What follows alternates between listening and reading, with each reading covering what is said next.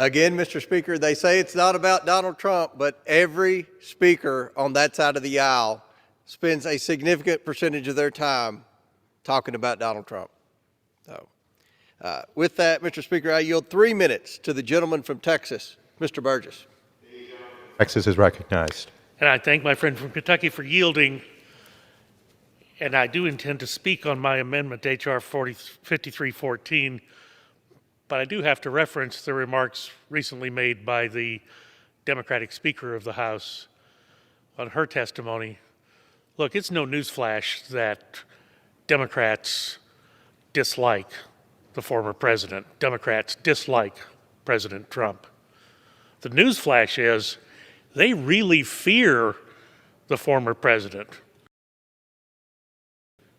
And that's what this legislation is all about. Because their fear is so intense and so overreaching and so preoccupying in their lives, they can think of nothing else. But I do want to thank my friend from Kentucky for including me in this en bloc discussion. I think the amendments that Mr. Comer and I are offering are an important addition to this bill, the so-called Protecting Our Democracy Act. Title II of this bill extends the statute of limitations for offenses allegedly committed by a sitting president or vice president for the duration of their tenure and any period of time preceding their tenure in office.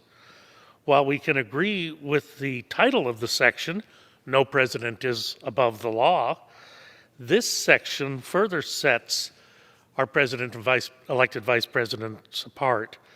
So under current law, elected officials, the president and vice president, may be investigated for alleged commission of crimes, and any information can then be brought before Congress, where Congress can then choose to remove that official from office via impeachment.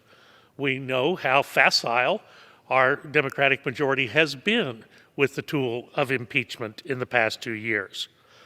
So if impeached and removed from office, that individual, the president or vice president, would then be open to prosecution to the fullest extent of the law, well within the statute of limitations, just like every other American.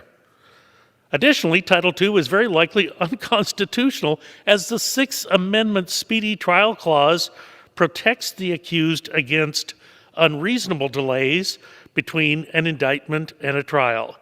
Extending the statute of limitations in Title II of this bill would only further politicize the presidency and the vice presidency, further politicize the impeachment process that the Democrats have elevated to a high art